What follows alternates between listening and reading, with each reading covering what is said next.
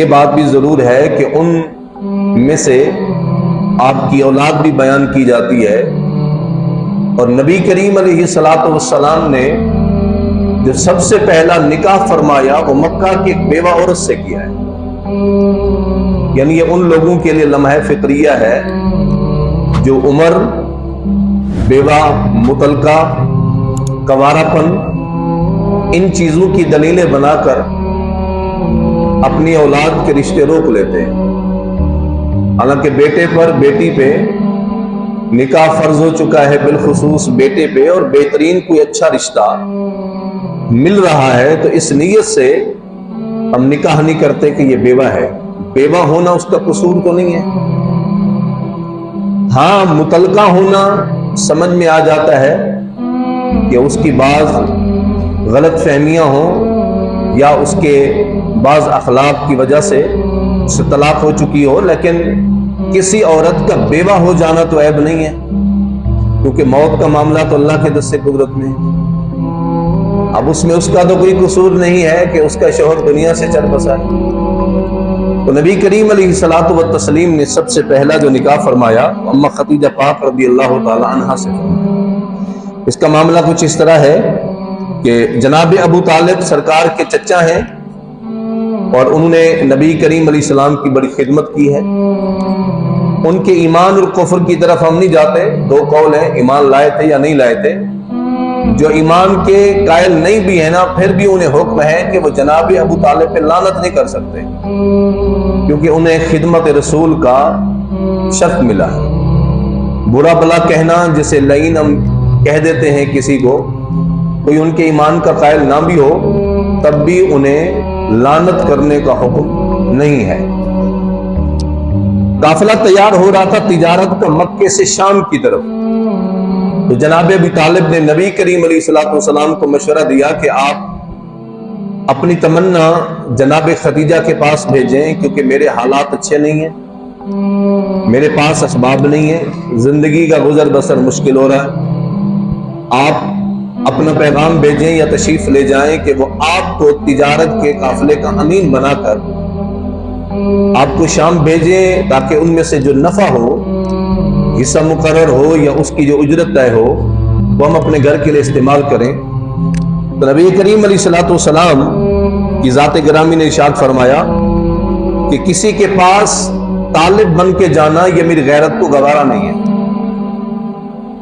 طالب بن کے جانا میری غیرت کو گوارا نہیں ہے. لعل اللہ ترسل الی فی داری، ہو سکتا ہے جو آپ کچھ سوچ رہے ہیں یہ بھی ہو سکتا ہے کہ خدیجہ پاک مجھے خود بلا لے.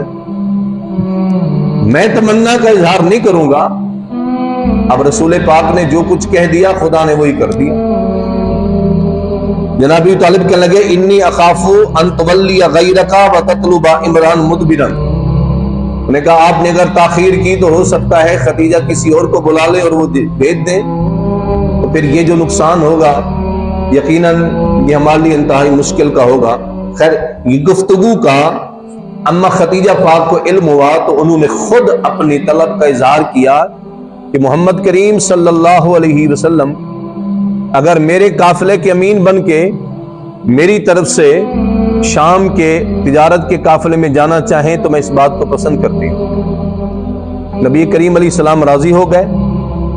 تو روایت میں ہے کہ جناب خدیجہ نے اپنے غلام جن کا نام میسرہ تھا انہیں ساتھ بھیجا، اور وہ کوئی نگران بن کے نہیں گیا تھا کہ جیسے ہم تجارت کے اندر کسی کو نگران کھڑا کر دیتے ہیں کہ بھی خیال کرنا کوئی اس میں دغا بازی نہ کرے. الفاظ یہ ہیں لا تعص لہ امرا ولا تخالف لہ رعیا.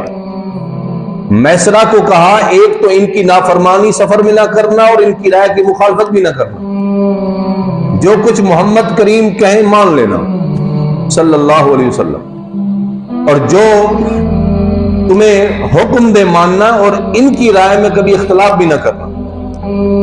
سرکار چلے مکہ سے، اور جناب شیخ ابو زہرا علیہ رحمہ نے اپنے محبت بھرے انداز میں قافلے کی روانگی کا منظر یوں بیان کیا: فصلت العیر وفیہا خیر خلق اللہ تعالی. اور میں قافلہ مکہ سے وہ قافلہ روانہ ہوا جس میں کائنات کی سب سے عظیم ہستی تھی نبی کریم علیہ الصلوۃ والسلام کی ذات سفر کرتے کرتے سرکار ایک سفر پہلے بھی کر چکے تھے شام کا، یہ نبی کریم علیہ السلام کا دوسرا سفر تھا۔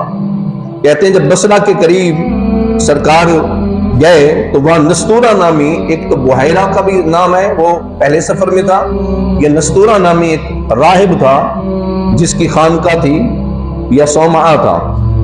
کہتے ہیں کہ اب اس کے خانقاہ کے قریب جا کر قافلے نے پڑاؤ کیا تو نستورہ کی ملاقات میسرہ سے ہوئی، تو اس نے پوچھا یہ شخص کون ہے جو درخت کے نیچے تشریف فرمائے؟ سرکار بیٹھے تھے۔ اس نے کہا یہ مکہ کے قریشی نوجوان ہے۔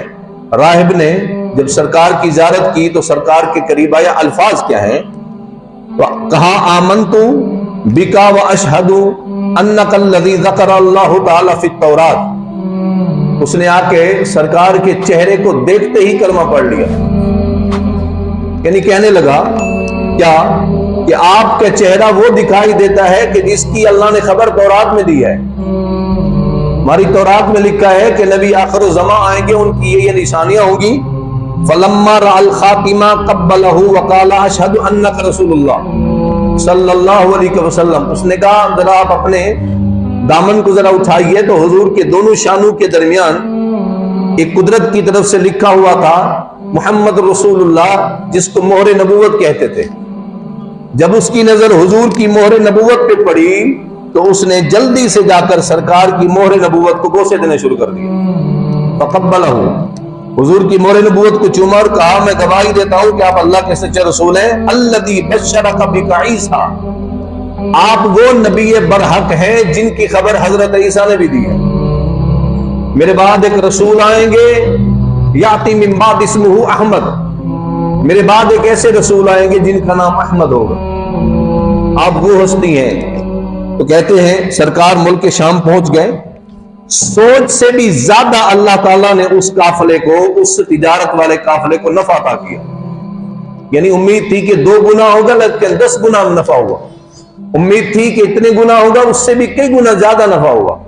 کہتے ہیں جب نبی کریم علیہ الصلوۃ والسلام کی ذات گرامی جب واپس آئیں تو کہتے ہیں کہ جب مکہ کے قریب سرکار پہنچے نا بہت سارا نفع لے کر، تو میسرہ کو بھیجا کہ جاؤ جناب خدیجہ کو اپنے قافلے کے آنے کی خوشخبری دو اور یہ بھی کہو کہ بہت سارا نفع ہم لے کے آئے۔ کہتے ہیں جب حضرت خدیجہ کو پتا چلا تو آپ مکان کی چھت پہ چڑھ گئیں اور دور سے دیکھنے لگی۔ وہ کہتی ہے کیا منظر دیکھ رہی ہوں کہ ایک ہستی اونٹ کی پشت پہ سوار ہے اور ان کے چہرے سے نور بکھر رہا ہے۔ نبی کریم صلی اللہ علیہ وبارک وسلم کے چہرے انور سے نور کی کرنیں بکھر رہی ہیں، اور ہے دھوپ کا عالم لیکن حضور پر دھوپ کے اثار نہیں ہے۔ کیوں؟ کیا دیکھتی ہوں کہ فرشتوں نے پر پھیلا کر حضور پہ سایہ کیا ہوا ہے، اور یہ حضور کی بچپن سے یہ سرکار کا معجزہ تھا۔ جب سرکار اماں حلیمہ سعدیہ کے گھر تھے تو آپ کی ایک صاحبزادی تھی جن کا نام حضرت شیمہ تھا۔ ان کو حلیمہ سعدیہ نے کہا کہ بیٹی شیمہ میری طرف سے حکم ہے کبھی ان چاند سے چہرے والے ہستی کو کبھی دھوپ میں نہ لے کے جانا۔ تو کہتی ہے میری ماں گھر نہ تھی، میں حضور کو باہر لے کے گئی، واپسی پر میری ماں کو جب پتا چلا تو ناراض ہوئی۔ میں نے کہا واللہ رأیت الغمامہ حتی یظل علیہ، میری ماں آج میں نے وہ منظر دیکھا ہے، خدا کی قسم کائنات میں ایسا منظر کسی نے نہیں دیکھا ہوگا۔ جناب حلیمہ نے پوچھا کیا دیکھا ہے؟ فرمایا میں نے دیکھا سرکار بچپن کا عالم ہے، جب خرامہ قدموں سے چلتے ہیں اور دھوپ کے اندر جاتے ہیں تو بادل خود بخود سایہ کر دیتے ہیں۔ اذا سار سارت و اذا وقف وقف۔ پر میں پریشان یہ نہیں تھی کہ ایک مقام پر جہاں جہاں حضور چلتے بادل بھی چلتے، جہاں حضور رک جاتے بادل رک جاتا۔ یعنی یہ شان نبی کریم صلی اللہ تعالی علیہ وبارک وسلم کی اللہ تعالیٰ نے آپ کے پہلے دن سے یہ شان عظمت کی ہے۔ عزیزان گرامی قدر، نبی کریم علیہ الصلوۃ والسلام کو پیغام میں نکاح اماں خدیجہ نے خود بھیجا تھا، سرکار نے اسے قبول کیا، اور نبی کریم علیہ الصلوۃ والسلام نے اماں خدیجہ کی عمر پاک 40 سال اور حضور کی عمر بار 25 سال ہے۔ ہمارے ہاں 1-2 سال کا بھی فاصلہ ہونا تو لوگ عیب سمجھتے ہیں، اپنے سگے بھائی سے بھی رشتہ توڑ دیتے ہیں، قریبی رشتہ دار سے بھی رشتہ توڑ دیتے ہیں۔ بغیر شرعی عذر کے دولت ہونی چاہیے، وہ چاہے شراب کی ہے، سود کی ہے، جوے کی ہے، اس سے غرض نہیں ہے۔ حلال کی ہے، حرام کی ہے، بیٹی وہیں دو جہاں دولت کے انبال لگے ہوں۔ یہ نہیں سوچ رہے کہ بیٹی جا کے حلال کھائے گی حرام کھائے گی، اس کی سوچ نہیں ہے۔ حلت و حرمت سے غرض نہیں ہے، آپ دولت کو سمجھ کے دے رہے ہیں اور یہ نہیں سوچ رہے کہ یہی حرام کی دولت جانے وبال بھی بن سکتی ہے، اور اسی حرام کی دولت سے جب پیٹ بھرے گا اور اسی سے اولاد آنے والی نسلیں نشو و نما پائیں گی تو پھر ان کا اثر کیسا ہوگا؟ نبی کریم صلی اللہ تعالی علیہ وبارک وسلم نے اما خدیجہ سے نکاح کیا، نکاح کی تقریب کی گئی جس پہ جناب ابو طالب بھی تھے اور ورقہ بن نوفل جو حضرت خدیجہ کے چچا زاد بھائی ورقہ بن نوفل، انہوں نے خطبے پڑھے۔ خیر یہ لمبی طویل ہے، لیکن شان حضرت اما خدیجہ کی یہ ہے۔ میں ایک حدیث مبارک پڑھنا چاہ رہا ہوں، بخاری شریف کتاب فضائل اصحاب النبی کے اندر حدیث نمبر 1399 ہے۔ حضرت ابو ہریرہ کہتے ہیں اتا جبرائیل النبی صلی اللہ علیہ وسلم فقال یا رسول اللہ هذه خطیجہ قد اتت معك انان فيه ادام او طعام او شراب فاذا هي اتتك فقر عليها السلام مني۔ اور میں سرکار بیٹھے تھے اور اما خدیجہ حضور کے لیے کھانا لا رہی تھی، جس میں پینے کا پانی بھی تھا، جس میں طعام بھی تھا۔ اللہ اکبر۔ کہتے ہیں کہ جبریل امی آئے اور حضور کو سلام کر کے عرض کی کہ یا رسول اللہ خدیجہ آ رہی ہیں آپ کے پاس اور آپ کے پاس یہ چیزیں لے کے آ رہی ہیں۔ اللہ فرماتا ہے فَإِذَا هِيَ أَتَتْكَ فَقْرَ عَلَيْهَا السَّلَامُ مِنْ رَبِّهَا۔ جب وہ آپ کے قریب پہنچے تو ان سے کہہ دیجئے گا کہ اے خدیجہ اللہ بھی تم پہ سلام بھیج رہا ہے۔ یعنی اما خدیجہ وہ ہستی ہیں جنہیں خدا بھی سلام بھیجتا ہے، اللہ کی طرف سے بھی سلام ہے اما خدیجہ پہ رضی اللہ تعالی عنہ۔ وَبَشِّرْهَا بَيْتٍ فِي الْجَنَّةِ مِنْ قَصَبٍ وَلَا صَخَبَ فِيهِ وَلَا نَصَبَ۔ فرمایا اور جنت کی بشارت بھی دے دیں کہ اللہ تعالیٰ نے خدیجہ کے لیے جنت میں ایک محل تیار کیا ہے موتیوں کا، جس میں نہ شور ہوگا نہ تکلیف ہوگی، وہ چین ہی چین ہے، سکون ہی سکون ہے۔ اللہ اکبر۔ اما خدیجہ پاک رضی اللہ تعالیٰ عنہ کی ذات کو اللہ تعالیٰ نے بڑی شان و عظمتوں سے نوازا ہے۔ سرکار کا فرمان مسند احمد کے اندر، صحیح ابن حبان، مستدرک للصحیحین، امام حاکم نے اس کو نقل کیا۔ سرکار نے فرمایا افضل نساء اہل الجنہ، جنت کی بہترین عورتوں میں سے ایک عورت کا نام خدیجہ ہے اور دوسری کا نام فاطمہ بنت محمد ہے صلی اللہ علیہ وسلم۔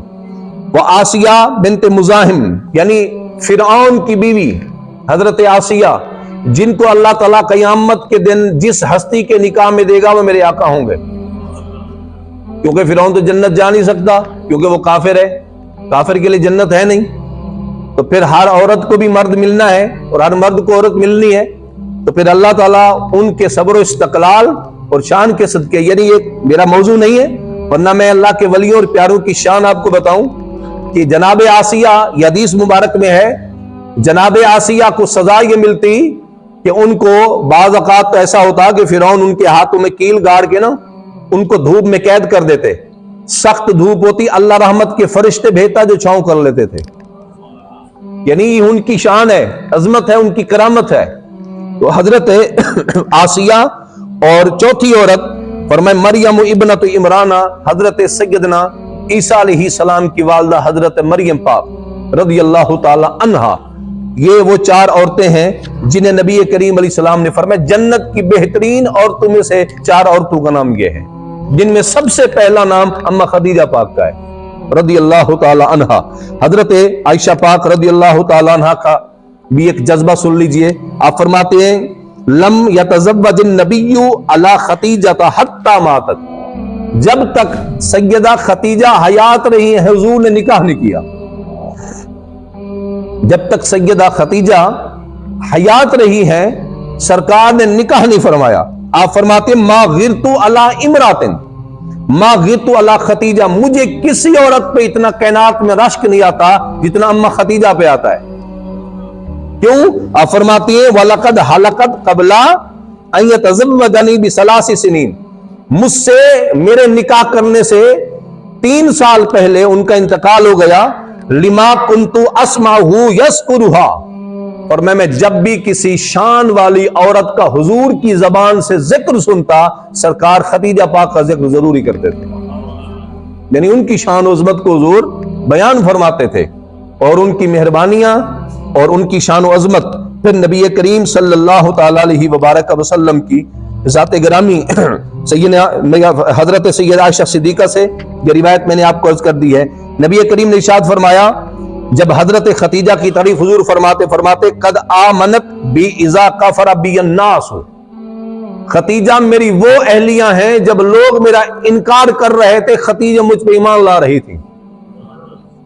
مشکل وقت میں کسی کا ساتھ دینا نا اصل ساتھ ہی ہے، خوشی کے لمحے میں تو ہر کوئی ہے، آپ کے اصلی دوست بیوی رشتہ دار کا تو اس وقت اخلاص کا پتہ چلتا ہے جب آپ مشکل میں ہوں، جگری دوست اور نیک بیوی اس وقت کہلاتی ہے جب امتحان میں یا بیماری میں ساتھ دے، چور بیمار ہو گیا تو پتہ چلے گا یہ کتنا فرما بردار ہے، غربت آ گئی ہے پتہ چلے گا یہ کتنا فرما بردار ہے۔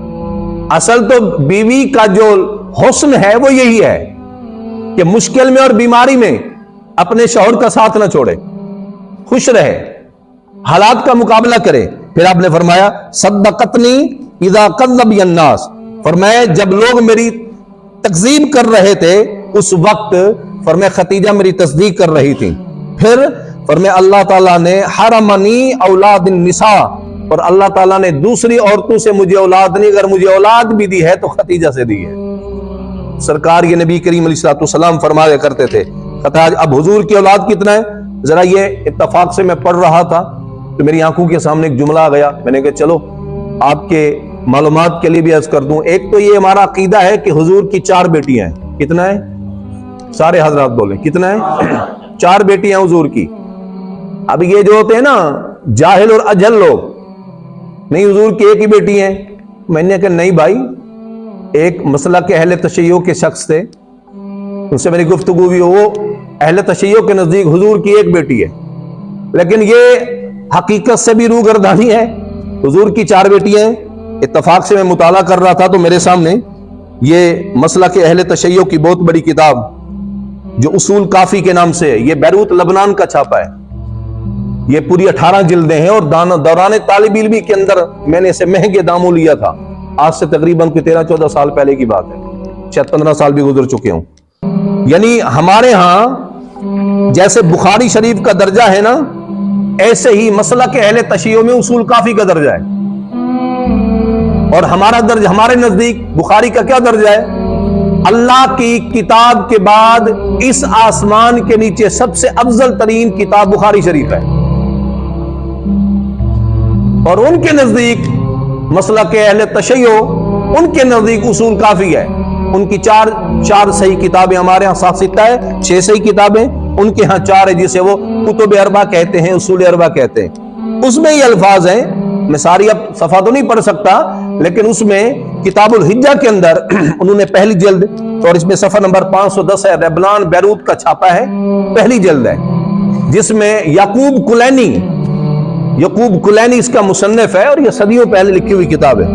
اس نے اما خدیجہ پاک کا حضور سے نکاح، یعنی حضور کی ولادت اور حضور کی بعثت اور حضور کے وصال ظہری کا ذکر کیا۔ اس نے کہا سرکار نے نکاح کیا خدیجہ پاک سے، اور پھر کیا ولد لہ منہا قبل مبعثہ۔ اب یہ الفاظ کا ترجمہ ذرا سن لیں۔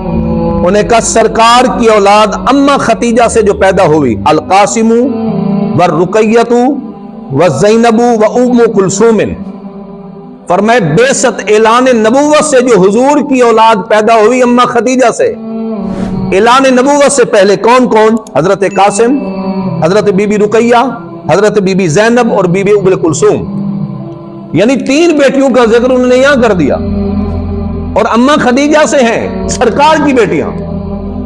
پھر فرمائے ولد لہ بعد المبعث الطیب والطاہر وفاطمہ، فرمائے پھر اعلان نبوت کے بعد اما خدیجہ سے حضور کے 3 اولاد ہوئی، جس میں سے فرمائے سرکار کے 2 بیٹے اور 1 بیٹی فاطمہ الزہرا۔ یعنی یہ اصول کافی کے اندر عبارت موجود ہے، یعقوب کلینی نے اس کو لکھا ہے۔ اب کوئی بندہ اپنے اصل مصدر ماخذ کو چھوڑ کر اب ذاکروں کی بات پہ اعتبار کرے تو پھر اس سے سوچنا چاہیے کہ میرے مسلک، میرا عقیدہ، میرا نظریہ بھی اس بات کو قبول کر چکا ہے۔ اگر کوئی بات میری بخاری میں لکھی ہے تو میں اس کا انکار نہیں کر سکتا، اس کا یا جواب دوں گا بہترین طریقے سے، یا پھر خیر اس پہ جو مسلک اہل تشیع کے لوگوں نے تشریحات کی ہیں وہ میں سنا نہیں سکتا آپ کو، کیونکہ وہ تشریحات سنانے کے قابل نہیں ہیں، کیونکہ اس کے ترجمہ میرے پاس الشافی، وہ مظفر حسین ایک نعت ناظم آباد کراچی کا مصنف ہے، اس نے اس کا ترجمہ کیا، وہ ترجمہ بھی 5 جلدوں میں میرے پاس موجود ہے الشافی کے نام سے۔ اس نے جو خیر اس پہ جرا کی ہے وہ جرا میرے اعتبار سے سنانے کے قابل نہیں ہے، لیکن اتنا یقینی کیے کہ سرکار کی بیٹیاں 4 ہیں، سرکار کی بیٹیاں 4 ہیں۔ بیٹوں میں اختلاف ہے کہ سرکار کے بیٹے 2 تھے یا 3 تھے، لیکن راجح قول یہ ہے کہ حضور کے بیٹے 3 ہیں۔ سب سے بڑے جناب قاسم تھے، پھر حضرت سیدنا ابراہیم تھے، پھر طیب و طاہر جن کا نام عبداللہ ہے، طیب و طاہر ان کا لقب ہے، اس لیے ان کا نام عبداللہ تھا۔ عزیزان گرامی قدر، اما خدیجہ پاک رضی اللہ تعالیٰ عنہ جب سرکار نے اعلان نبوت کیا نا، ذرا یہ اما خدیجہ کی حضور سے وفا سنیے۔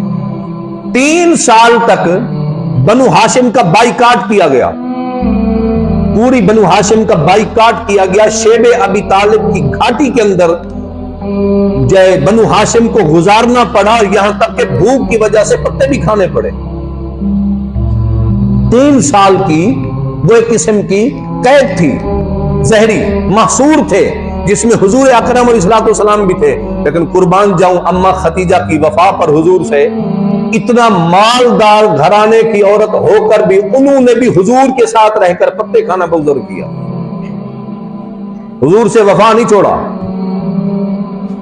حضور سے وفا نہیں چھوڑا کہ بھئی میں تو مالدار گھر کی خاتون ہوں، میرے تو قافلے جاتے ہیں، مجھے تو اتنا لوگوں کی طرف سے پیغام نکاح آیا تھا، اب آپ کے ساتھ رہنے کا مقصد یہ تو نہیں ہے کہ میں مشکلات کا سامنا کروں اور پتے کھاؤں، لیکن اما خدیجہ پاک رضی اللہ تعالی عنہا نے سرکار کے ساتھ رہ کر پتے بھی کھائے ہیں، لیکن حضور سے وفا نہیں چھوڑی۔ آپ سے بھی گزارش ہے، جب بھی بیٹی کی شادی کریں نا، اپنی بیٹی کو یہ تعلیم ضرور دیا کریں کہ آپ پر اب ہمارا حق کم ہو گیا، شوہر کا حق زیادہ ہو گیا۔ جی، شادی کے بعد بیٹی پر ماں باپ کے حقوق کم ہوتے ہیں، شوہر کے زیادہ ہوتے ہیں، لیکن ہم تو ہر بات پہ ٹانگ اڑاتے رہتے ہیں۔ یہ بیٹیوں کی تربیت ہی نہیں کرتے ہم، بیٹوں کو پڑھانے سب کچھ سکھانے، بس جہیز دینا ہے، یہ کرنا ہے، اور یہ بھی سکھائیں کہ جہیز کو استعمال کیسے کرنا ہے۔ آپ کی زندگی کا سکون جہیز میں نہیں، آپ کی زندگی کا سکون نرم بستروں پہ نہیں ہے، آپ کی زندگی کا سکون آرائش زیب و زینت پہ نہیں ہے۔ زندگی کا سکون یہ آپ کو نصیب ہے کہ آپ کو شوہر کی محبت نصیب ہو جائے، شوہر کو آپ کی محبت نصیب ہو جائے، بس یہ تعلیم بیٹیوں کو ضرور دیا کریں، اور جب بھی بیٹا یا بیٹی کا نکاح کریں اس پہ دین رسول کو دیکھا کریں، نبی کریم صلی اللہ تعالی علیہ وبارک وسلم کی سنت کو دیکھیں۔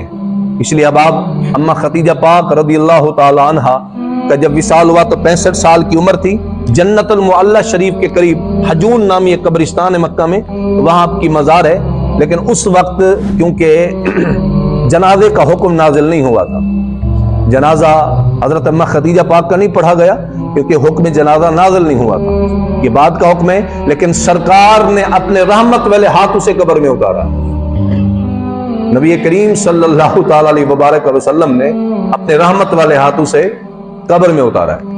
اچھا، یہ ایک خاص مسئلہ بھی ہے کہ بیوی انتقال کر جائے تو شوہر کیا اس کا منہ دیکھ سکتا ہے؟ شوہر دیکھ سکتا ہے، بھائی کوئی حرج نہیں ہے۔